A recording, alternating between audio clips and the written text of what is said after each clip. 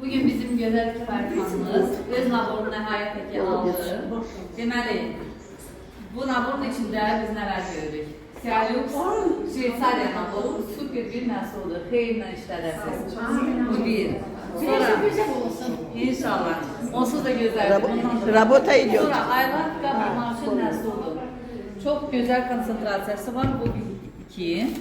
Sonra paltar yumaq üçün bizdə geldi.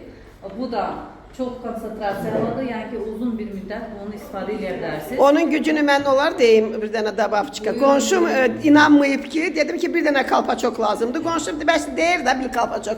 Bir kalpaçok neyinəcək 6 kiloya? Götür 2 kalpaçok. Deyir vannada penkanı yığa bilmirdik. Ona göre bir kalpaçok 6-7 kilo paltara kifayət edir. Qabyandı eyni. Küçük. Qabiyanda kalpaçok zad yoxdur. Basırsan lap minimum.